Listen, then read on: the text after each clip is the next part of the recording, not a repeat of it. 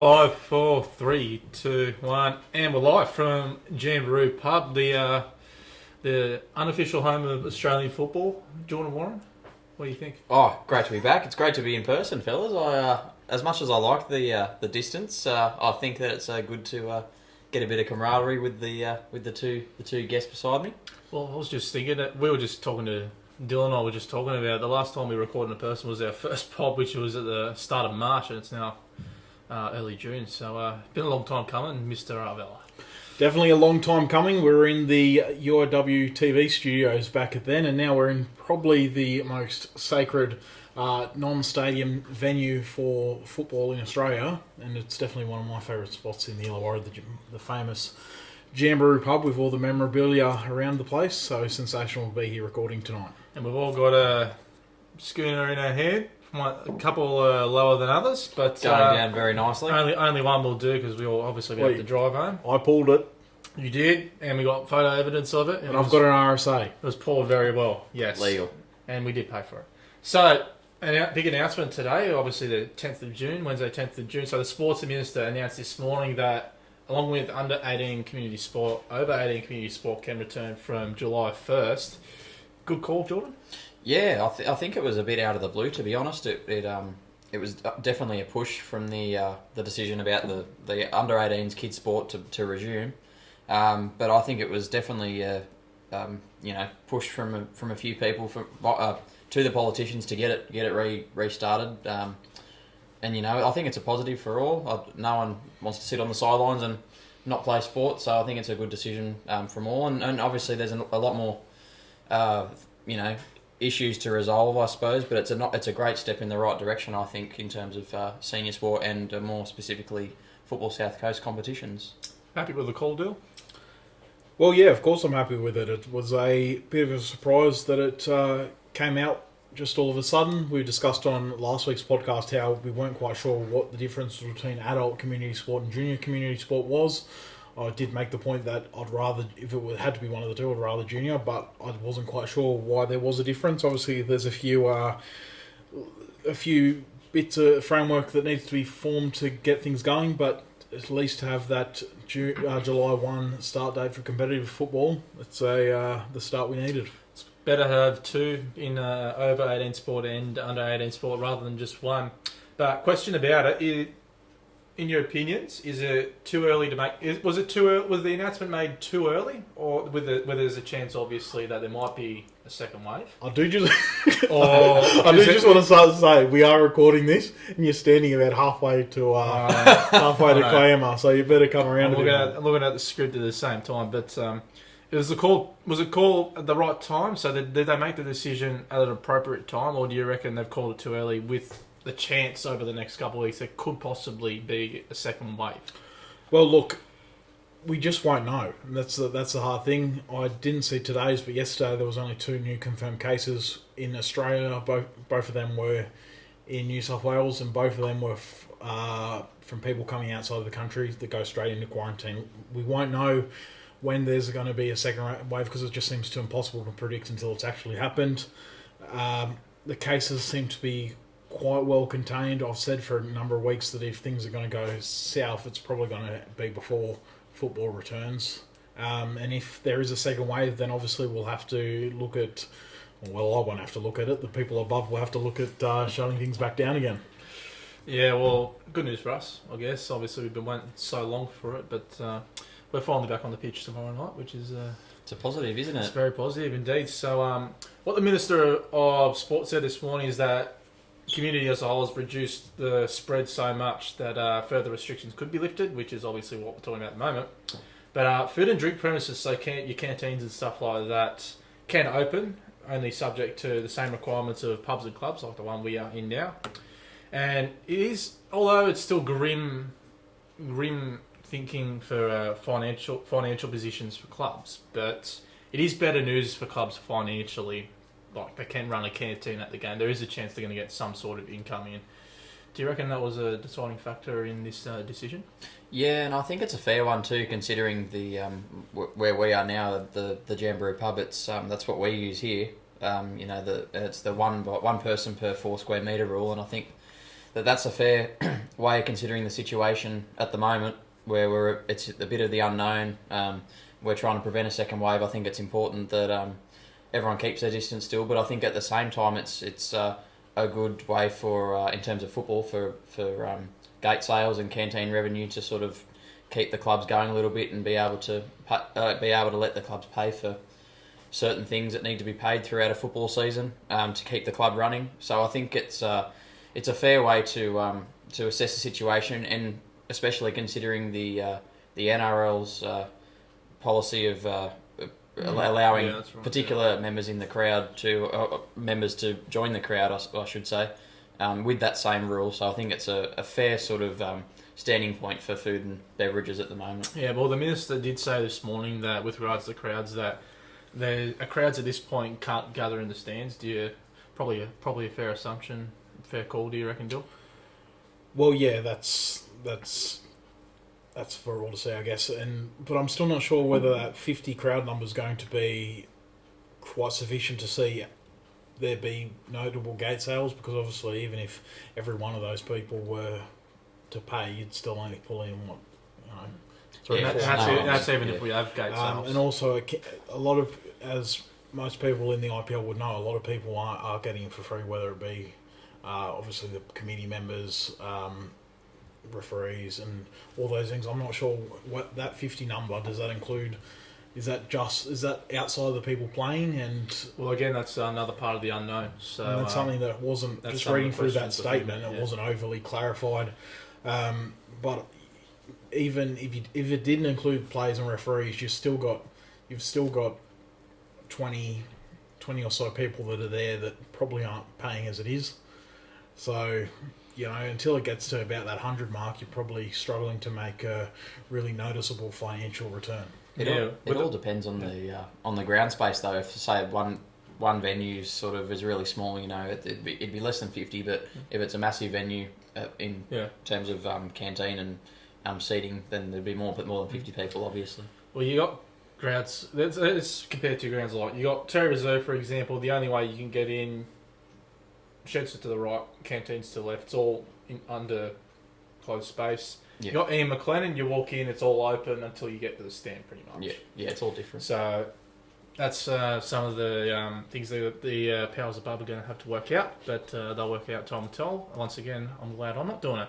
But stadium operators will be required to do three things. So that's develop a COVID safe plan, obviously, operate with restricted numbers like we've spoken out, and they're going to have to keep contact details of the persons entering their premises as well.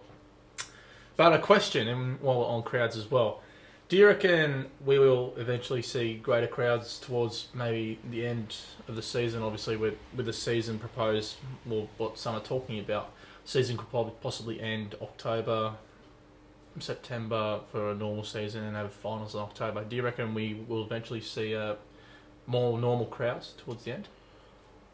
I think if we continue going the way we are at the moment, I don't see why in probably a month or two that larger crowds could be allowed. You noticed how when they were shutting things down, it went in sort of stages. Obviously it happened pretty quickly, but maybe it could be, in 4 weeks it's 100 and then the 500 number, and then open in, September, October, whatnot. So you could see that gradually changing. I don't think it's going to go from 50 to as many as you want, but I'm pretty optimistic at this point that come the latter stages of this season, that the structure of which we'll probably discuss a little bit later, I think there will be, fan crowd sizes that are close to normal. What do you reckon, Dawn? Do you reckon we're going to have the crowd sizes more than normal towards the end? Yeah, I agree with Dylan in the sense that it can't go from 0 to 100 that quick. Of course, And it's all, no one knows if or when there's going to be any second waves or anything along those lines. So it all depends on how we go. But, today it was announced that New South Wales has gone 2 weeks without any community-acquired transmissions, which is a massive positive, considering that the international transmissions are generally being quarantined almost 99% of the time. So that's a massive positive. But yeah, like I said, like Dylan said, it's it's the way we're going at the moment. That does indicate that we can move to bigger crowd numbers. But I do think we have to be a little bit cautious and of massive groups congregating together at this present stage. But give it a few months, and hopefully that we haven't seen any spikes and all the social distancing restrictions can be eased slightly. We get back to normal. You finished that schooner very quickly, by the way. Oh, it's the best. Yes. It's the best. Best remedy for 11 o'clock on a Wednesday night. Now, the way in which the competition is set to be formatted is a lot clearer. I did see a group Facebook post from one of our club's presidents this morning, and he said that he received a call from FSC today, and FSC are keen to get things back underway as well, which is always positive, and more details are going to come over the next few days and weeks. But it looks like that we're going to have each team play each other once over one round, straight to semi-finals after that. So there will be a game or two prior to the comp starting, and Dylan touched on it over the weekend. That could be cup games, could be just friendlies. For reserves and over 35s, might be a trial match, and for ladies, they believe it will be a mix of trial games with Bonnie Lassie Cup games as well.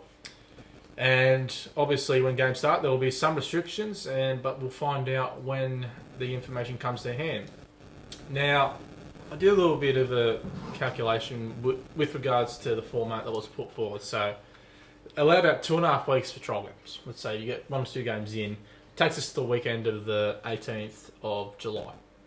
Alright, and then it would take about 15 weeks to complete a 1-round comp with 11 rounds, and then have semis, grand final barring no interruptions. That takes us to the weekend of October 24th, October 25th. Is it not a bad outcome, do you reckon, considering the hardships we've undertaken this year? Yeah, I think if that's how it accumulates, I think it's a brilliant outcome, to be honest. And as long as everything can be worked out in terms of ground availability and things along those lines, I don't see why that couldn't happen. And I think that if we can get those amount of games in that amount of time, considering it looked a little bit grim in March when we were stopped all of a sudden, and the whole world was stopped all of a sudden. So I think if we get 14 games in around that number, you'd snatch it. Yeah. And as an avid football lover and somebody who loves to watch the game, are you happy with that outcome, Dill, if it comes to fruition? Well, the journalists at the Illawarra Mercury, Josh Bartlett and Cameron Mee, put out an article this afternoon, which was an interview that included interviews with Luke Wilkshire and Anne-Marie Balliana, and basically the comments from Anne-Marie were talking about how there would be games as soon as the 3rd and 4th of July. Which, as in competition games or trial games? Well, this is basically, I can read you the direct quote in the article from Anne-Marie. We're also organising trial games for the IPL teams that may not be playing as we progress through the Burton Cup rounds. All the other competitions will kick off on the weekend of July 3, 4 and 5. So from that, I guess that 2 or 3 days into being allowed to play competitive football, I think we could have Burton Cup games. There's already, I think, half a dozen district league teams that have been knocked out.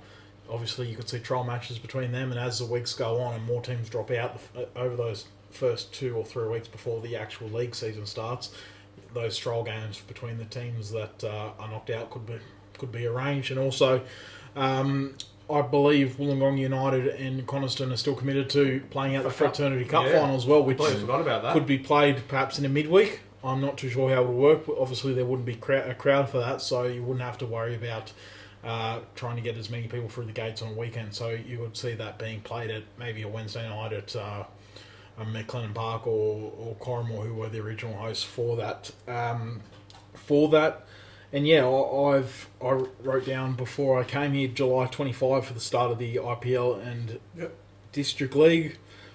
But if we go beyond that, the NPL competition is that's up in the air. Really up in the air. And Luke Wilkshire had some pretty strong comments and perhaps fair comments, saying that there does seem to be a lack of communication from Football New South Wales.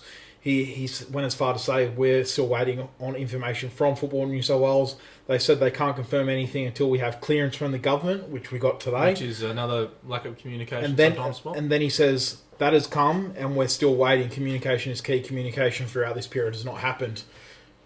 The argument can be made that Football New South Wales should have had a plan for the NPL 1 as soon as that decision was made, because ultimately there's so many flow-ons from NPL. NPL. Top tier, of course, you need a plan for that straight away. Otherwise, that's your main selling point. Yeah, really. And I think so many things lower down are affected by what's happening at well, like we NPL said, 1 NPL last week, NPL 2, NPL 4, they have no idea what's going on yet. So they're just as up in the air at the moment as the Wolves in NPL 1. So what do you do after that? Mm. And also, can I put one thing to you that someone brought up with me today when I was discussing this?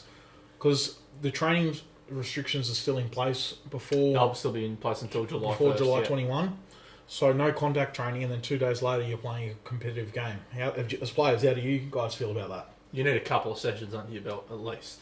At least a couple. So that'll make things a bit... But in saying that, I think that at the level that we're talking about, I think that players can get used to that. I think very quickly. I understand what you're saying. It's difficult in terms of what's happening at the moment, but I don't think too many players will be itching for 2 weeks of contact sessions. I'm sure if they were asked to play a competitive game 2 days after the restrictions end for the training, I'm sure that not too many would be too. But you got to think about player welfare as well. Obviously, the contact, you're just going into a simple hard tackle. All right. Someone hasn't done that for 4 months like we haven't. Repetitive techniques. Repetitive techniques as well. And time and tackles. Obviously, this is a football podcast, but you think of other sports as well. Like that's tackle techniques and like rugby league tackle techniques. If you were a rugby league player, you wouldn't go straight from non-contact training sessions straight into a game, wouldn't you? So that's... I think you need to allow at least a week or two for contact sessions, to be, in my opinion. So where does that leave us? That leaves us sort of early August then. Pretty much. For start of competition, if we're playing trial games, which are a bit laid back more, maybe you can just start it up straight away. But if you're starting up competition like right from the get-go after the non-contact ban, you can't have that. I think. From the sounds of it today, it sounds like what you've sort of said on Twitter, Dylan, that FSC sort of eager to get the competition started as soon as possible. Well, everyone is, of course, and to get, and what you said, to get those games in as ASAP. They would want to get the competition started as soon as they can, which is early July. Of course. And Dylan, you did mention today that there has been a couple of discussions surrounding referees at the moment. There's a bit of an issue surrounding that at the moment in the local region. Well, I've talked to a lot of people regarding player payments. There's been a lot of talk about whether players are going to get paid what they signed on for at the start of the year, whether they're going to take a cut or whether they're going to play for free. And a lot of people within clubs and a lot of players have commented, and to be fair, there's people that have commented the other way as well, that the referees should get a pay cut or referee for free if the players are doing as such. And I just think it's a bit nonsense, because I don't think you can compare playing to refereeing. You can't. It's a tireless job being a referee, even when you're getting paid to do so. I know clubs are the ones that pay for the referees, but I'll tell you one thing for free: if there aren't referees, clubs and players aren't going to be happy if a clubbie's running out to the middle of the park to officiate a match. Mm-hmm. And there has been complaints about that in the lower grades over the years as well. So, what do you do in that scenario? Well, there's been a massive shortage of referees for one reason or another for quite a while, and you're likely to see referees drop out just naturally, as there will be some players that aren't going to play this year. So if clubs and players really push for referees to get a significant pay cut, I think that's a move that would bite them on the bottom in the end. Just when you touched on about players, some players not playing this year, is there any players that are confirmed definitely not going to be playing this year yet? There's a couple that I've heard. There's probably a couple dozen here and there that are not the high profile names in the LRL Premier League, but I've heard of a couple of players that, for reasons outside of football, they've decided that if they're not going to get a financial sort of compensation for their exploits, that they've got to focus on other things because there is, like, we talk about We need to remember that these are Some people that take do it as have a second jobs. job as well. People are. Supplement There's income. one particular person that's literally had his first child. I'm not going to say names, but people that know him will know who I'm talking about. He's had his first child only about a month or two ago, and he's building a family home. He was going to play in normal circumstances. It's just too much. Without the financial incentive, I can understand in that case that he decides to and take players a come year from off. Sydney as well. Yeah. Obviously, that travel And even down the coast. they travel an hour each way. That's at least 2 hours every training night. So it adds up, doesn't it? Especially fuel and all sorts. Some might even have to finish work early sometimes just to get to training. Yeah. So that's fair enough.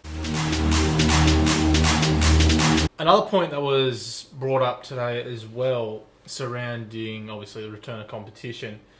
Some clubs are saying that possibly player motivation may be affected by particularly clubs in Illawarra District League who obviously possibly at this stage it doesn't look like there's going to be promotion and there's not going to be any relegation. Is this a factor, do you reckon, for players going forward? Obviously, some in the Premier League might take the gas off a little bit because they know they're not going to get relegated. Some in the IDL might not care because they're not going to get promoted. What's your opinion on that, Jordan? Yeah, I think to an extent you are correct, but in saying that... This isn't me speaking. This is... No. In terms of that point, yeah, it is correct, but players playing at that sort of level, I think that they'll keep a certain intensity. It's a love for the game as well. But, Play for life. if there's no promotion relegation, it's the major topic of our number one tier in this country. If there's no promotion or relegation, the league becomes stagnant. So, maybe that will be the case this year, but I think, in my opinion, I don't know if you agree, but this year it's sort of a little bit of a write-off. So there will still be that intensity, but not in terms of the intensity of the promotion and relegation situation. I don't think that will be there. 100%. But I still think the passion for the game will still be there in some degree. Your take on that point, Dill? Well, I've said it time and time again. If the competition rules are set at the start and all 12 teams are involved, promotion relegation, go for it. If you're the worst team after 11 rounds, you're going down. If you're the best team after 11 rounds in the second tier, you're going up. You've agreed, brother. That's what I kept saying. There's a couple of points you want to bring up as well, Dill, surrounding a couple of topics in the local game as well. Well, just one thing that perhaps could have went into the part earlier was about if one player gets coronavirus, it's fair to say that the whole competition is going to be... It will get shut off. 100%. 100%. Because in the professional games, you look at rugby league and whatnot, if that happens, perhaps you can figure out a system where all the people get tested and you can isolate the ones that contract the coronavirus. But If you at look this level, you just can't. Like what you're saying, if say, for example, even in the NRL the other day, the Roosters fullback Tedesco had a slight temperature and they were on that straight away. But with a semi-professional / amateur competition we've got going here, that's not feasible. Do you reckon when competition will go back, they'll have temperature checks at the gates? Well, I know I reckon they should. I know Stingrays are checking the temperatures of their players before training. Should. Yeah. So I know that some clubs... You think all clubs would have to do that? No, they have to be a standard before going into games as well, don't you think? It's best practice. Whether it happens or not, I can't. It just depends. Sure. It shouldn't, but it will depend on the club and whether or not they want to do it. But there should be a certain ruling for every club to do the exact same procedures. But in terms of temperature checks, it's not something that I've heard that's going to happen, and in my opinion, I don't think it will happen. But you think surely that as temperature is as a symptom, you think that it'd be best practice to implement it. But yeah, deal 100%. If someone gets coronavirus in this league, they're going to shut off straight away. Yeah, and probably the sensible decision, really. 100%. 100%. Couple more points you got. Also, one thing that I picked up from talking to a couple of presidents and coaches today were that pretty much most clubs in the IPL are content for the competition to go ahead, but there's still a bit of conjecture about the framework, whether it is that 11 rounds with semi-finals that has been the most common suggestion, and also whether there is going to be prize money, which, winning the IPL, you're not getting $1 million check, but there is prize money involved, and there are some people that are a bit disgruntled if that's off the table. But look, I think that the amount of prize money, if that's not on the table this year, like the meagre amount of prize money that's usually on the table, if that's not on the table this year, I think that clubs are just going to have to move on because they're, just like sponsorship money Yeah, going 'cause into the their clubs. the sponsorship money basically isn't there. So What can you do about? yeah, saying that I haven't won an IPL before, so None of us have yet. so I don't know what it's like to receive that check. Hopefully it comes soon. But is that all you got, Dylan's mail anymore? The Dylan Express. Also, Copper and Courier. one thing that I touched on Twitter a few days ago was talking about how we were saying how this situation will lead to some players dropping from Premier League back to District League and Community League. And it's already happened. And now I've started hearing a bit of rumours about NPL players dropping back to the local league. I've heard Barring if it doesn't if go the ahead, of NPL course, doesn't go ahead, Yeah. or if the NPL goes ahead and the money isn't on the table. So that could lead to some Could big be big a names boost coming for to the league. local competition, having some players like that drop down. Like you did mention some names the other day, which of course isn't confirmed, but having those players that you mentioned could possibly be a boost for the competition. I've heard a number of Wolves players have been linked to IPL clubs all Not over just the Wolves place. players, And, just Wolves players as well. Some of them include actual players that are from the Illawarra as well, which, if that's the case, would be a Local massive footballers. boost Local for footballers. the Premier League. And it'll be quality, which is And going if to they fall in love with the league, they might be back here next year. We'll never know. Could be a blessing in disguise, this coronavirus. I don't think so at the moment, but who knows. Anyway, so we did touch on that. Not sure what's going to go on with the NPL 1. I'm going to ask you first, Dill. Do you reckon NPL 1's going to go ahead this year? I don't think enough clubs are willing to do it. I know, because of the amount of money that's being outlaid for their rosters at the start of the season before this happened, that if they aren't able to pay their players, the players at that level who are training 3 nights a week at the second highest level in Australia, I can understand if the money isn't there that players are going to be pretty disgruntled. So no, I don't think it'll go ahead. There's talk about a competition, not a mark around competition, but just a competition between the clubs that want to take part. But if you're asking me, I don't think the NPL 1 will run this season. What do you reckon, Jordan? I mean, I was going to ask Dylan actually, what is your opinion? I know there's a massive pay debate in the A-League. I don't even think the A-League's going to get running with what I've been hearing. Well, the players are pretty disgruntled about that. Paul Izzo, the Adelaide United goalkeeper, yep. tweeted today. Did you see that he was the A-League posted some tweet about just one of the the coronavirus funny tweets that all these social media accounts are doing. Yeah. And he sort of had a pop saying, when are you going to have an announcement about when the game's actually going to return? And #JobKeeper. And we had Andrew Durante last week as well. Yep. And a lot of A-League players are on JobKeeper. I'm not 100% sure, but potentially all of them, other than the marquees, I guess. Yeah. Which is for professional football. It's terrible, isn't it? Is a pretty dodgy It's look. See the backlash that Liverpool and all those Tottenham and whatnot got, Newcastle, Norwich. Well, the difference some of between them overturned, and the A-League is that they had the financial backing to backflip on that. but still, they're professional Yeah. clubs, and a lot of people owning A-League clubs are still quite rich, and the money that these players that are on in the A-League should be able to be sustained by some of the millionaires, billionaires that are still in the game here. I think there was only 4 A-League clubs from what you said before, that only 4 A-League clubs that didn't file for JobKeeper. So that leaves 7 that went for it. Yeah. But I saw somewhere, it could have been Adrian Archuli that tweeted a link to something, either that or maybe Vince Rigari, that was saying that Football Federation Australia are expected to have an announcement within the next 7 days. So fingers crossed, because Fingers for the best scenario. you want your professional league to finish, because it brings into heaps of questions. If it doesn't, you look at overseas. It's not a good look if the local leagues are done and the top professional league in the country isn't. Especially considering how well Australia has managed this. You look at other countries that are. I don't think the English Premier League and whatnot should be going ahead because the situation over there is horrendous. But it hasn't stopped over there. Yeah. So I think at the professional level here should really be pushed through. Well, you got leagues like the MLS. There's no chance they're going in. Like I had a look. I think it was this morning, and it hasn't been reported on over the last couple of weeks with obviously what's going on in America at the moment. But US had 16,000 new cases the other day. That's crazy. It's monumental. Insane.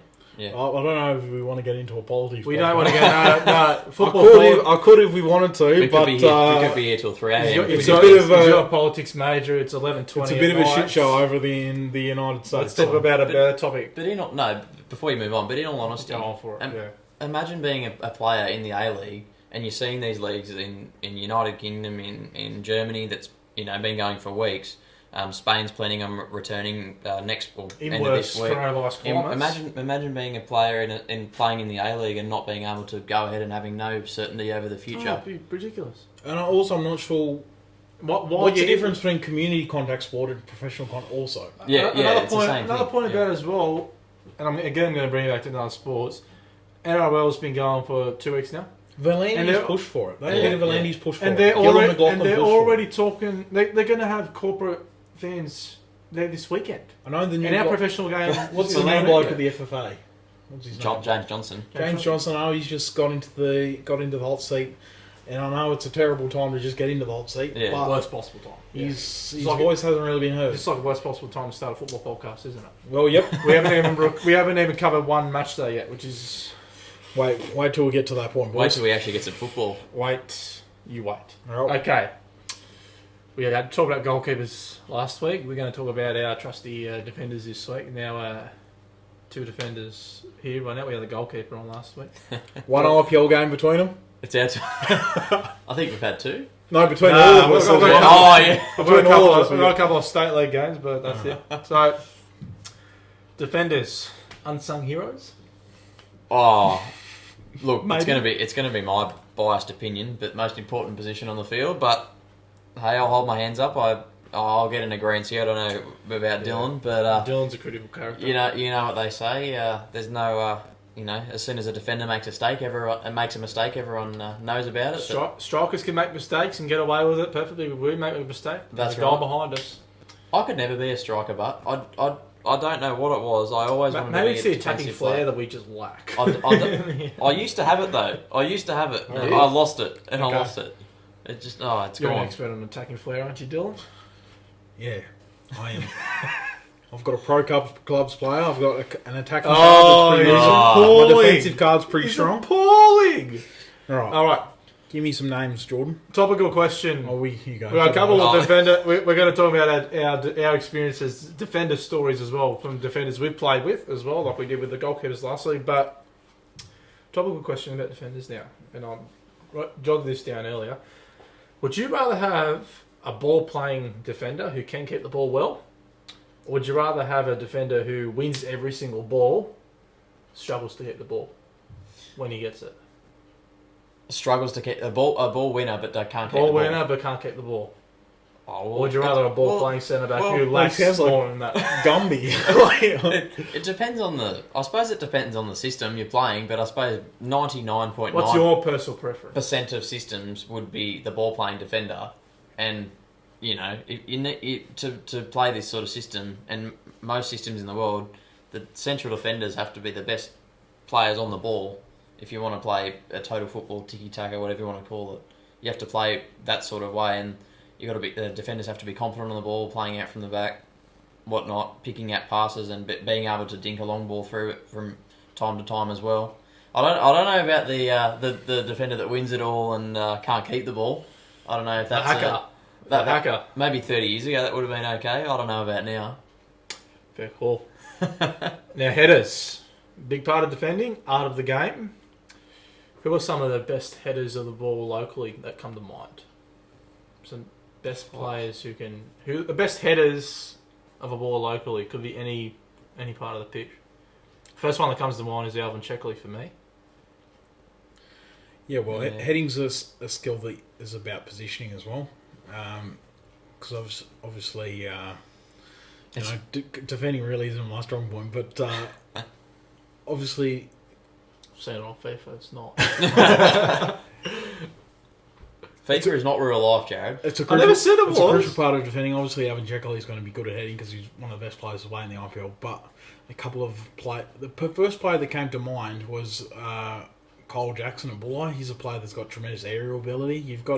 There's two sort of factors of heading, I guess, in terms of a defensive stance. Someone that's willing to dive around to like make a clearing header or whatnot, or if you want your defender to be sort of have a bit of prowess in the box and be able to jump high to clear the ball away, which I know Cole Jackson's very strong with the balls really high in the air. One that came to my mind was Jackson Brooks from Wollongong United. Well, yeah. With his, he's about with his frame. 6 feet taller than me. Yeah. So. Yeah.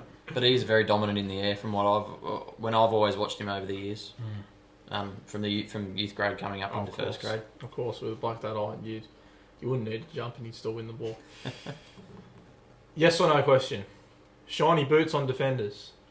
Yes or no? It's a no from me. It's a no? It's a no, but times are changing. What What do you wear? Me? I wear hypervenom. I think they're hypervenoms, yeah. New Balance. New Balance? Yeah. Tim Cahill. I had to wear Nike Magistas for the last 5 years because no other boot would fit my broad foot. My foot was like deformed, and no other boot would fit it other than the Nike Magista. So, a couple of years I went for the darker colours. 1 year I went for the lighter colours. Didn't change my performance. I'm the religious Still Nike Tiempos. Well, yeah. That's a defender boot. Greg Vallich wears defender boots. The Copa Coppers. Mundials I used to wear, the old black and white Copa Mundials. Hmm. The leather wore very quickly though. You know, we used to polish them every week and they're still... I had a pair that lasted for about probably 3 or 4 years. Coppers. I wore them the first year to play. Maybe about halfway through the next year, and then they were just sort of training boots, but they lasted for a long time. I remember the first thing that went wrong with those where I was tying, so I tie my boots up for the warm-up, then I untie them and tie them just before the game. And just before the game, I went to tighten them and one of the laces broke. So what I did, I had my training boots in my bag, and I didn't have time to change both of them, so I wore a different boot on one of my, I think it was my kicking foot, to be honest, my left foot, so... Oh no. That was an odd look. I remember round one of the under-23s competition last year. It was I was playing for Albion Park and we're playing Port Kembla away, 5 minutes before the game, and I did similar to you. I undid the laces and tied them up again to make them, 100% tight. Lace broke. And I played one half with no lace because I was already on the field. Whoa. And it was I see some players go to the warm-up, don't wear the shinnies and then put it on when they come back in. But knowing me over the years, I could forget them, so I make sure I put my shinnies, put my boots on, tie them up tight right before the warm-up. Yeah. And then just keep them on. I've seen players that have them in their short strap, and it's just chuck them in there. I don't know what you're doing. Yeah. All right, some defender stories. I'm sure you've got a couple over the years, Mr. Warren. Yeah, one that came to mind when you asked me, Jared, was when my most first grade time. Dylan was talking about first grade appearances before. This was in the Burt Bampton Cup, and I got thrown in. Former Albion Park White Eagles coach Paul Carter named a pretty youthful squad against the mighty Wollongong Olympic, who were the best team, were dominant that year, and I think they won it that year as well. They did, and Olympic. Well, put it this way: the final score was 5-1 to Wollongong Olympic, and Olympic fielded their strongest side. And I think that flatters you guys a bit then. Well, it does. I reckon that's a good effort from you guys. Yeah, it was a Well, I played about half an hour anyway, and I got stuck at left back, which is whatever, play wherever. But I remember a couple of the Olympics' finest tearing me to shreds down that wing. But who were you up against? Good experience. I can't remember his last name. Ekwe. Wolves now, under 20s maybe. Yeah, he's very quick. But always been very quick. A trait that I've never possessed. I've possessed a few traits, but not pace. Position yourself. I wasn't positioning myself well in that game because he tore me to shreds. One thing I've noticed in particular with Alvin Checkley over the years, might not be as quick as what he was. Still got the mind switched on. Still positioned himself in the right positions. He still wins the ball against every time quick attackers. Another story? That story? Yeah, a couple of I never actually used to be a defender, but back in the You day, used to be a midfielder, didn't I you? used to be a cam. Cam. Yeah, in under 13s Div 1 in the Isn't that where Johnny played? playing for Where the did he play? Uncle John was a cam, and Uncle John. my dad was a cam as well, and it was under 13s Division 1.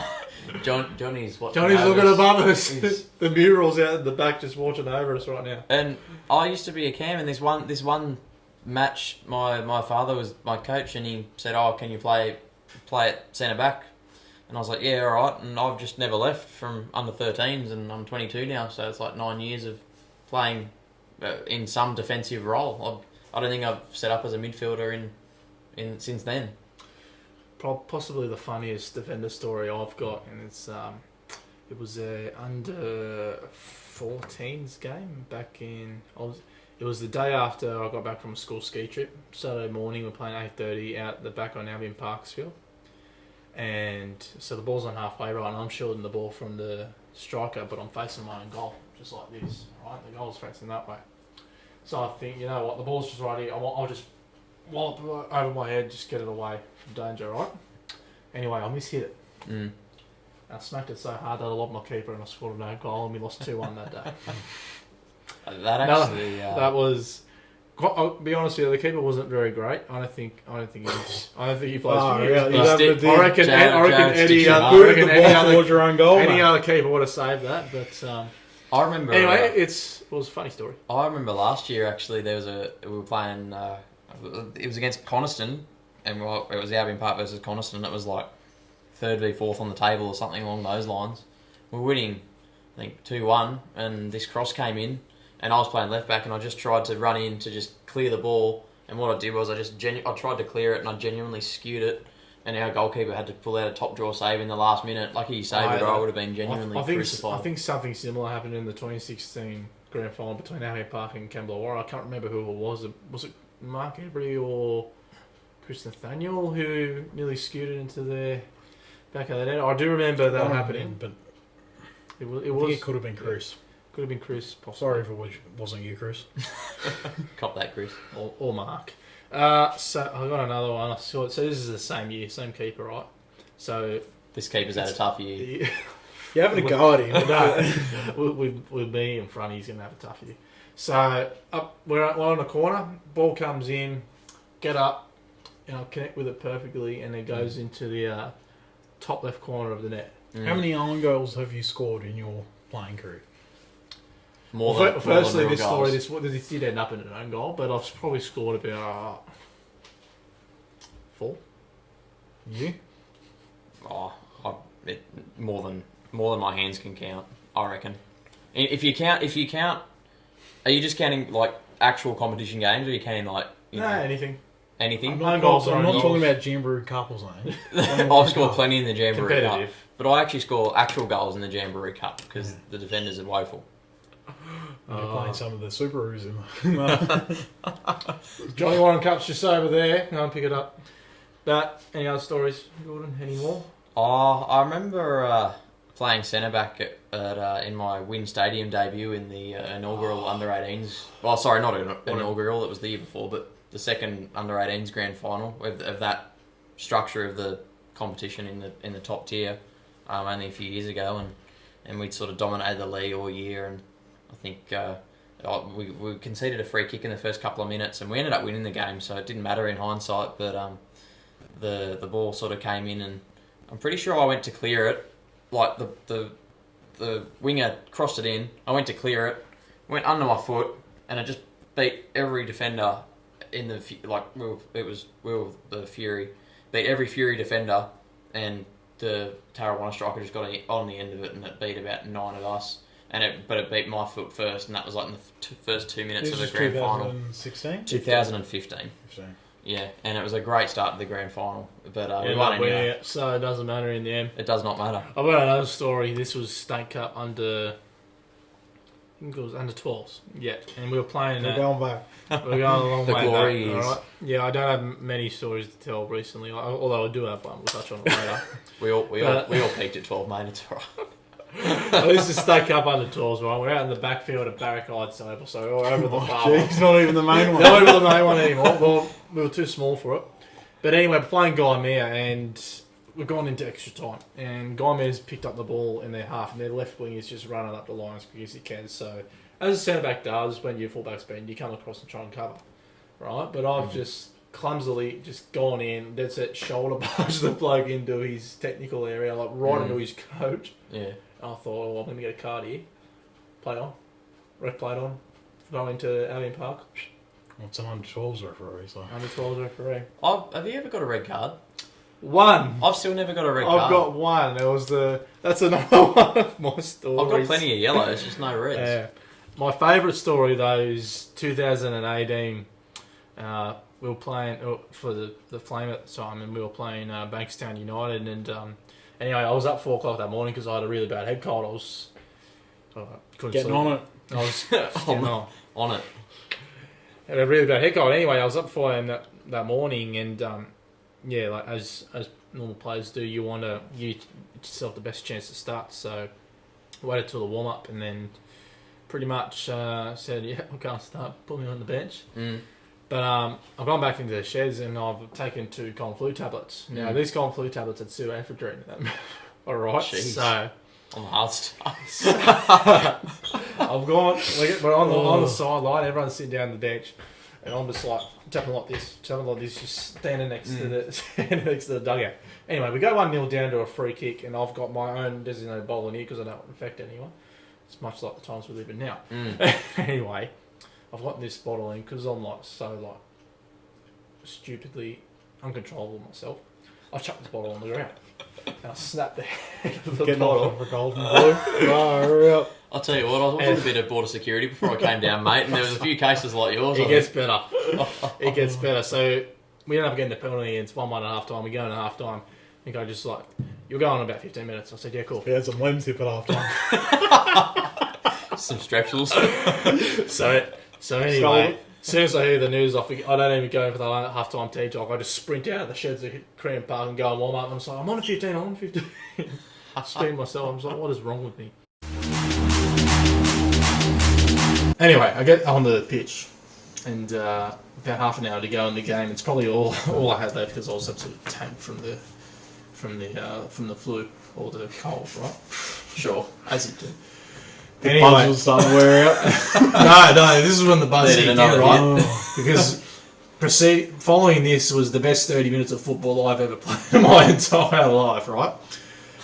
Their best player, right? I tackle him. I don't know, it was the pseudoephedrine or what, but I tackle him as hard as I can, clean as anything. But he gets injured and he's out of the game, right? This is the guy who scored the free kick, took him out of the game. Anyway, he gets to about the 85th minute, and corner comes in, fails to clear, falls my right foot, banging into him, we win 2-1. Oh my god. And then... Like they didn't drug test you. As soon as the final whistle blew... Now I'm banned for all football after about 4 years. Yeah. I hope the Sar's not watching this, put it that way. But, I'm down Bronson. Anyway. That was... Look at those muscles. Don't test your Come on, mate. Anyway, so... That's the My last... continuation of the Bronson. My last story. So, and we touched on this earlier, it was my first ever red card, and hopefully my only ever red card, which was Ian McLennan last year, round 1 as state league against Western Condors. I basically got 3 weeks for... it didn't look accidental, but I stand by it. It was accidental. I kicked this bloke in the shins as hard as you can, and I reckon you could hear the echo all the way to the racecourse over the hill. Your first game as captain.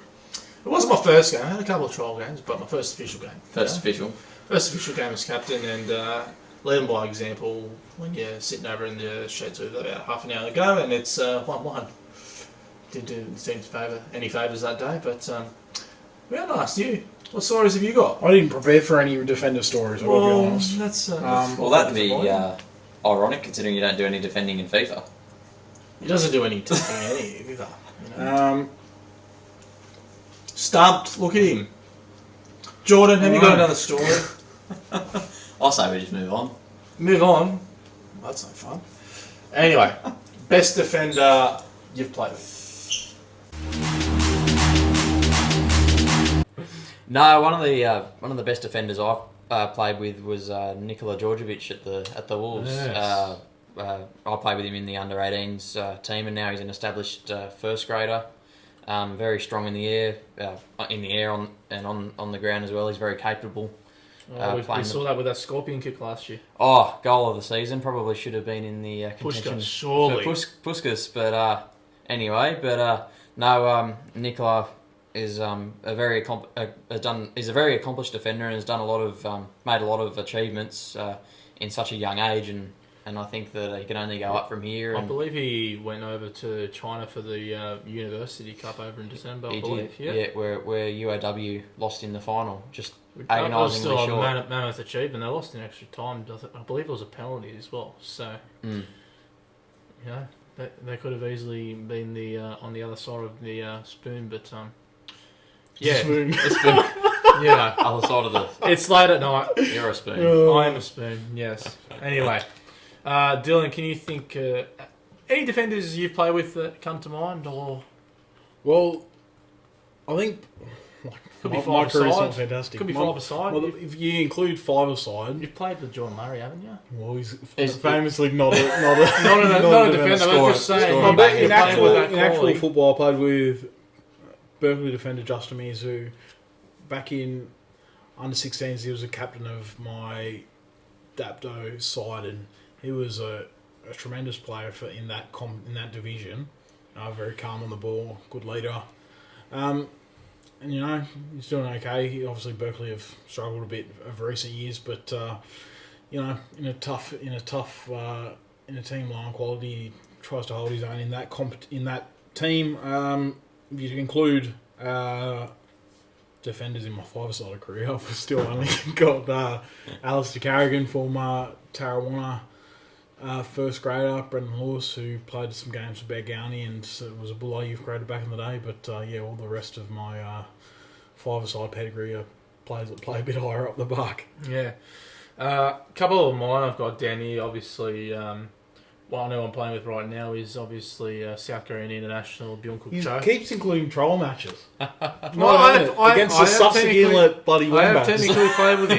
technically played with him, but yeah. What was the score in that Sussex game? 6-0, I think. Did you play in it? No, I was Resi's that day, What was the name of the ground you played in that day? I think Askerson Sportingfield or something like Does that. it have fences? No, It doesn't count. certainly didn't. Doesn't Doesn't matter. count. I played a game with him. I'll tell you that. But yeah, I'm sure you can back me up on this, Jordan. Even he's getting older now. You don't lose that touch you get from being a professional. No, And you can see it. and what you were mentioning about Checkley before is, and the same with Byung-Kook, his positioning. He might not hold the pace that some strikers have, but his positioning and his smarts of the game gets on top of any striker. And I personally haven't played a game with him yet, but even versing him in training or playing with him in training, he's quality to watch and he's an asset to the league. In all honesty. Yeah, and another one I can think of is Tate Russell, who plays right wing back for Western Sydney Wanderers at the moment. Obviously not at the moment with the competition being shut off, but when I played with him, he was actually more of an attacking player.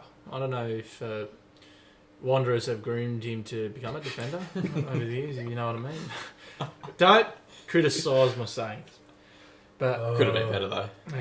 it's late at night.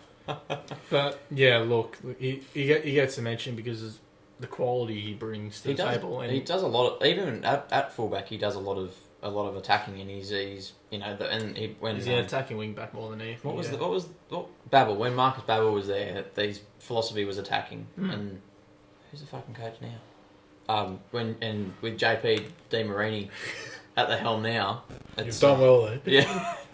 There's a lot of it's the same formalities in terms of attacking football at the Wanderers. So it's for Tate to be able to, it's good for Tate to be able to fuck.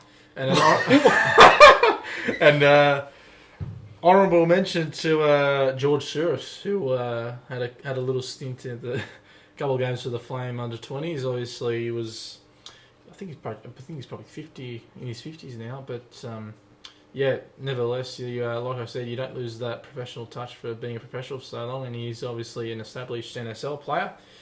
But moving on now, so best local defenders, and there's a long list of them. We could be here. Got about 100 there. But some names. So Why's your name on there? my name, Fuck. Take name's down not on trial there. games. Big call. my name's not on there. You've got some interesting names there. I've got some very interesting names. Yeah, but what are some names you've got? One of them's not a defender. It's very arguable. It's a big debate, that one. Okay. Well, No. I'll start off, and one that you don't have on your list is former Fury defender Wade Ustendorp. Used to play for had a season with Sydney Yeah. FC. Didn't get many appearances, if any. Central Coast as well? No? I'm not going to say you're wrong, but I'm not 100% sure. But no, when he was the established centre back pairing with Noel Spencer at the Dapper Dandeloo Fury when I first went there as a youngster, and he was a good experienced player to have around the young boys and his own team as well, and he was an asset to the league at the time, and he was top quality and was one of the reasons why the Fury was so successful. Apparently he's at Mounties these days. He's a mountain. No Central Coast games, no. Nah. No. Another player I can think of is Mark Every, who's still well at the top of his game at the moment, playing for Wollongong Olympic. Dylan, I'm sure you can vouch that opinion for me. Obviously, you interviewed him on the way for the pitch a couple of weeks ago. Yeah, that was, I think it was last week perhaps, but yeah, very good defender. He's been a part of some successful teams at Wollongong United, Albion Park and Wollongong Olympic. Very, very aggressive player in a positive way. He's got good pace, covers a lot of ground, and it can cover for mistakes and whatnot for He's very fit. himself and his teammates. But yeah, he's a very quality defender, part of a terrific back two, along with Jack Keating, who I personally think is the best defender in the league at the moment. But yeah, Mark Every in this current IPL would be in the top 5, no doubt. You got to mention one of the best. Obviously, we've mentioned him before, but you got to say it again. Alvin Checkley, obviously. So, from what I've seen, the amount of years he's played, he's had 2 careers. He's had a professional career and he's had an IPL career. He's been in the league for about 15 years, on top of a professional career. That's not many people can say they can do that physically and mentally as well. Mm.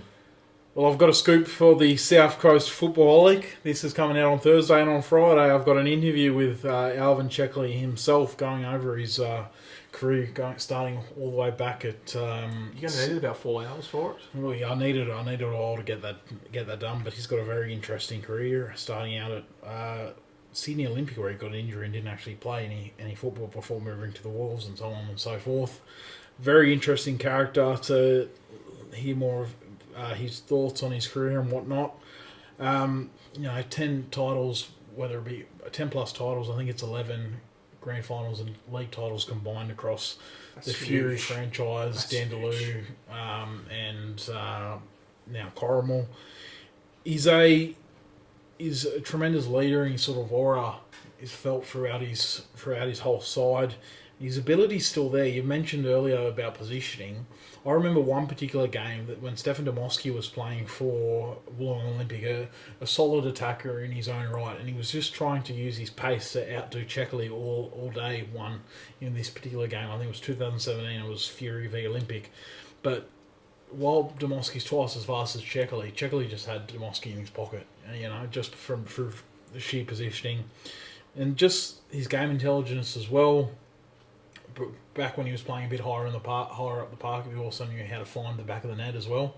He spent a season in 2014. He was at Dapto for a season.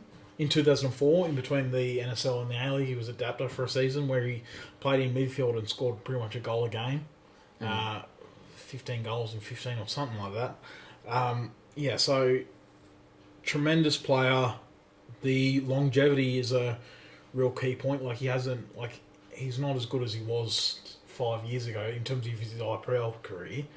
But Still even winning at Corrimal last year, he was one of the best defenders in the league. Top.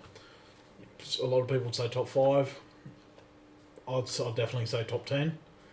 and for someone at the age of, I think, what is he, turning 45 this year, it's a tremendous testament to his ability to look after himself. You only have to look at his Instagram to see all his runs that he does, which are not many people this level would be putting in that much commitment to their bodies, and that's testament. That's why he's playing at this age, and also he's overcome an Achilles tear as well. Like, there's players that would players that would get that in their mid-20s and not come back from that. So, yeah, probably very highlight of his career. One of the most famous defenders coming out of this region, Luke Wilkshire, who's obviously given back through the coaching at the Wolves right now, but several World Cups.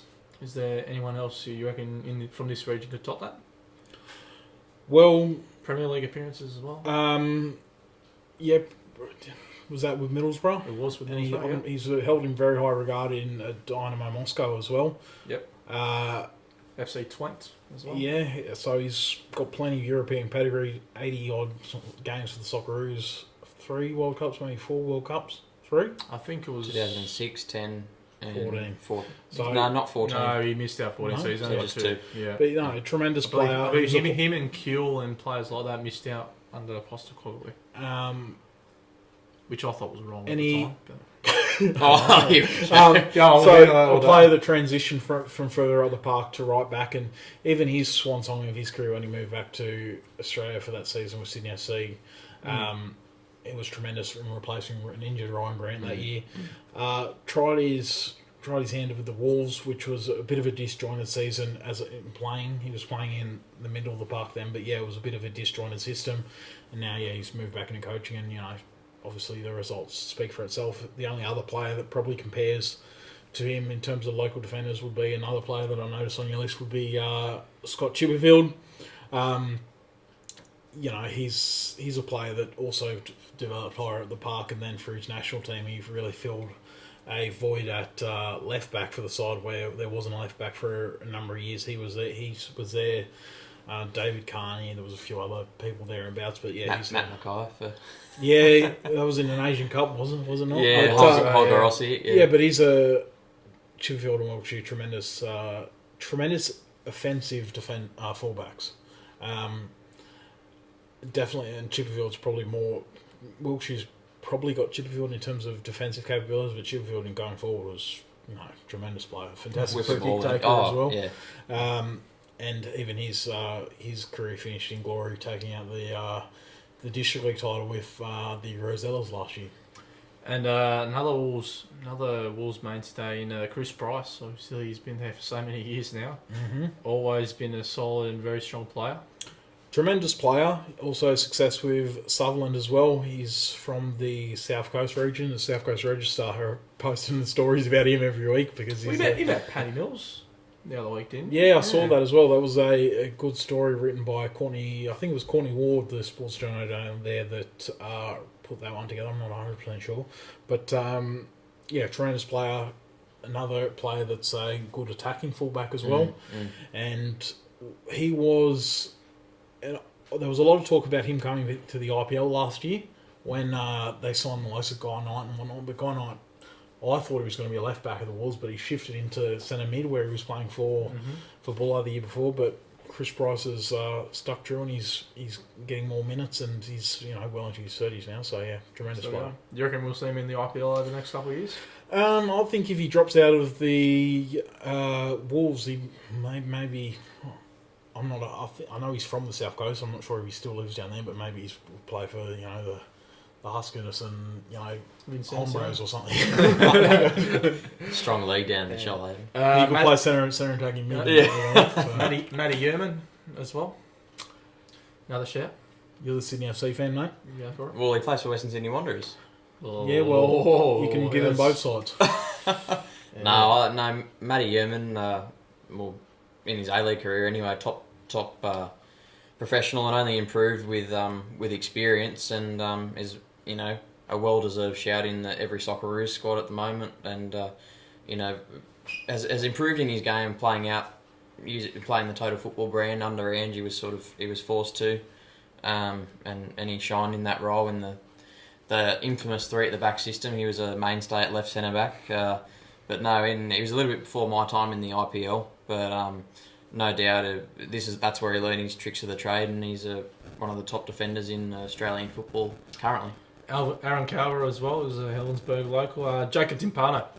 Obviously, he won the inaugural A-League title with Sydney FC back in the day. He got the chance to play with players like Dwight York and Stevie Corrigan and stuff like that. But a player that's superb player, yeah. Career was curtailed by injury as well. So from his experiences with Sydney FC, Fury as well, North Queensland Fury. He's a player that probably would have went on to have actual. Did he ever play for the Socceroos? Play for the young Socceroos. I think he captained the young Socceroos. If it wasn't for the injury problems that he sustained, I think he would have had a lot longer career in the A-League. I actually remember faintly that when I had my first year at Dapto Dandaloo, it might have been the year before actually, he was signed there but never played a game due to injury. So he was destined to sort of finish his career in the IPL, but then so that didn't work out, and then he was at the Wolves in the playing and coaching capacity. Yeah, but I think, if it wasn't for injury, he would have had a sensational career. Very talented player. Another ex-A-League player, Noel Spencer, had a stint at the Fury. Well, defensive midfielder.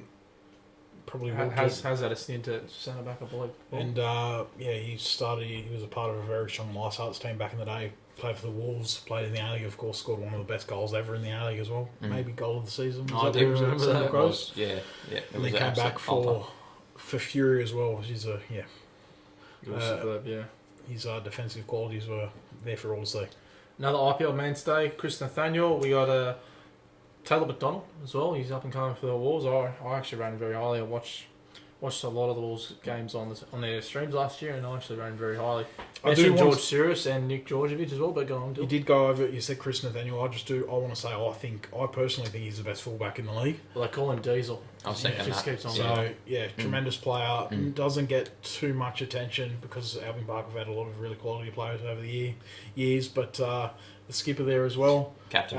So I imagine he's got plenty of respect in the dressing room as well. I think he's the best fullback in the IPL. Got to give a mention to him because I reckon he crucified me for my dinner. But back in the day, my grandfather, the family ties, Adrian Ringland, and he got family ties with your family as well. Played for the old South Coast 11 back in the day, and his most vivid story about playing for South Coast 11 was a massive grand final he played in the late 60s, where they were playing up here at the old Sydney Showground, and he's told me a lot of stories about playing in front of a packed crowd of 40,000 people, and which he says is easily the best atmosphere he's ever played in front of. And he tells me he remembers nothing about that game because it just went in a blur so quick. But they ended up winning that grand final, and keeps telling me that even though I've got the youthfulness on him, he says, I might be old, but I could still knock you down. And I just tell him, fight me. I keep telling him, you're going to catch me first, and then that's where he stops. Nothing like an old battler. Old Irishman, no? God bless him. Best A-League and Aussie defenders. We're missing plenty of names. Go on. You brought one up earlier, didn't you? I think you brought one up in the group chat as well. Go on. A Bulleye defender. Kenji. Oh, we forgot Kenji, didn't he? I've got him in my top three defenders that I've seen. Kenji was one of my favourite guys. Yeah, Kenji Takahashi. How did I forget him? It's getting late. Can I just go through some names, because I promised. Bring it up. I promised Vlado Meseski that I would. What the king? I just asked him who are some of the best defenders you've seen in your time. Kenji Takahashi, Brendan Riley, the former Wollongong United skipper, captained them to the 2015 grand final. Jack Keating, Robbie Cazzoli, who was the captain of Port Kembla when they had a lot of success. Really hard-nosed defender by all reports, but once again before my time. Chris Nathanael, Alvin Chakali, Bruno German, who potentially could be Matt's father or uncle or something, but I reckon he would, yeah. He played for Fig Tree. This once again well before our time. Tony Donnelly, Fig Tree as well. Isko Atanasovsky, of course, Iceman, was now involved with the Wolves and has been involved with South Coast United, Wollongong United. Paul Dimich spells at Dapto, and I think he might have Might have been at Dandaloo at some stage, but I'm not 100% sure. Peter Richardson, a guy that was at Port Kembla as well, only retired 3 or 4 years ago. Really energetic fullback. Dave Buchanan. Buchanan, yes. He was at. So many names. Were you at Albion Park when he came in for a season? I was yeah. there. He was playing. Was he playing up front in the youth grade or something? He played up front one. I think it was a trial game or something like that. I do remember that. He was the big target man. He did play for Bulleye, didn't he? Yeah, I think he was part of a number of grand finals. Only a few more. Steve Forshaw, Andy Campbell, who was at United. And Bulleye had a stint at Bulleye, I believe. He reckons Mirko Juragel who was at Coniston back in the day. He said classiest defender in the IPL. Graham Goodfellow, and of course, this is his words, of course, Daisuke Yazawa, who was a great wingback for the first period of his time in the IPL. Kota Kawazi as well. We did mention him. Went on to the Wolves. And I do also want to just mention Greg Vallich, your coach as well. Why did I forget Greg? In terms of... I haven't had the chance to see Greg in his prime, but 20 years in that's a long time. At South Coast United, most of that's in first grade. Helped them get promoted. Was part of their best. He started when we were born. That's a long time. And he's still obviously he's not. I wouldn't have him in my top defenders in the Premier League now, but he's still a very solid defender in the IPL. And obviously he's held South Coast United together in a lot of ways for a number of years. And also a couple of young defenders that I also want to mention. I said Kyle Jackson earlier. I think he's a terrific young defender that can play fullback and centre back. Jason Zufik at Corrimal, a really exciting attacking fullback, and we'll leave it at Boat Norport as well, a really solid player at Coniston. Best A-League and Aussie defenders. We obviously named Luke Wilkshire, who obviously was part of the golden generation, but a player who played in the Football Fireys match earlier in the year, Patrick Zwanswijk, obviously had a stint at Central Coast, a very successful stint at Central Coast. I reckon, in my opinion, he's one of the best defenders the A-League's ever seen. Fair case to say he is the best. He was a tremendous and vital part of their successful Central Coast Mariners setup there. A side that wasn't spending, extreme amounts, extreme relative to the A-League. A very strong player. Then had plenty of pedigree back in Europe before coming to the Mariners, because he came there pretty late in his career and lasted for quite. I think he would have been late 30s by the time he retired. And a decent pundit as well these days. Funny story, when Central Coast came down once, they were playing the old Dandaloo Lions at Korean Park, right? And for a trial game, it got packed out. But I remember Zwanswijk got pulled up for a foul, and the crowd's just gone silent, right? And he's gone up to the ref, and he's just dropped the loudest F-bomb you'll ever hear in front of all the kids and everything like that, and he got full-on carded for dissent to the referee. But that's one of my vivid memories of Patrick Zwanswijk. Passion. Controversial character. Now, as a Sydney FC fan, I didn't want to put this in, but Kevin Muscat, I have to give a mention to him. I reckon he's one of the grubbiest players I've ever seen, but nevertheless represented the Socceroos and was a victory captain for many years. He was probably the last of that old style defenders to play in the A-League. And to credit to him, even late in his career, he was still quality and still held Melbourne Victory together in some ways. But there were moments in his career that give some people the sort of an impression on him, and he was about his tactics of just hurting players, I suppose. But he was at the end of the day, he was a top defender that knew his trade very well, despite his rash tendencies.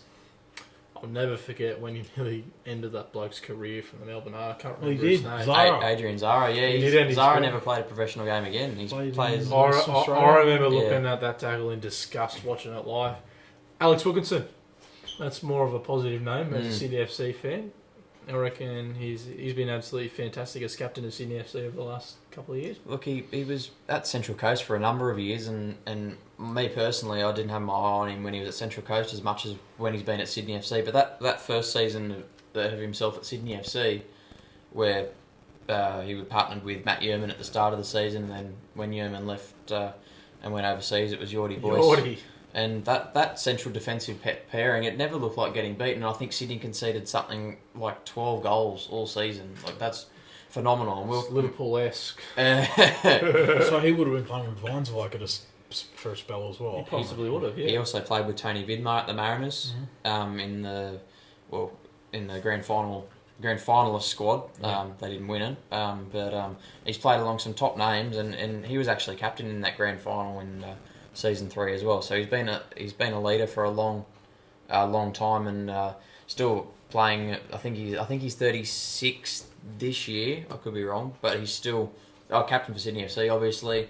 Tremendous partnership with McGowan as well. And him and McGowan doing perfectly well, and has set the foundations along with the Graham Arnold era, and now it's the Steve Corica era. It's sort of followed on for that. He's still one of the main constant. And you wouldn't write him off to play another season or two, to be honest. Of course not. Ryan Grant, another one who's skyrocketed over the last couple of years. Obviously, he's starting to become a more regular player for the Socceroos under Graham Arnold. Got an engine on him, doesn't he? It's a bit harsh to call him a defender. He's most of the game he's on the in the attacking half, but he's quality when he's asked. That was one thing he was criticised for at the beginning, getting up, but he was a bit rash in defence. But he seemed to have solved that a little bit more as the years go by. But that was the reason why when Josh Risdon was the first choice right back, that Ryan Grant wasn't the first choice because he was not an international defender.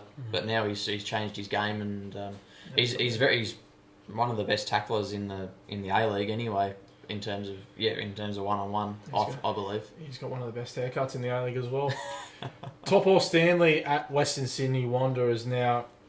Obviously, he's been a bit controversial character the last couple of years, but when he was at Western Sydney Wanderers, when the Wanderers were beginning, I thought he was one of the most solid players in the league. I thought he was tremendous. Well, there's a matter of him being one of the central defensive pairing in the Asian Champions League winning squad is a testament to himself. I think his style of defending suited that original Tony Popovic way of football. Like when Popovic was announced as the Wanderers coach that first year, it was more of an us against them mentality, sort of hold back, hit teams on the counter, lightning quick. And that evolved over the years, and Popovic changed his structure. But that first couple of seasons, Topper Stanley was in his element in that system, I believe. It was interesting to hear when I interviewed Jordan Murray for my Away from the Pitch podcast. Selfless plucking. Well, it's finishing this week, so it's finishing, is it? Yeah, well, the last one's Alvin Checkley, but that's a side story. It was always going to be 18 episodes. Anyway. He said the toughest defender he's played against in the A-League is Topper Stanley, which, there's the first standing out for you. Yeah, he's hard as nails, Topper Stanley. Yeah, quality. Any other players we can think of?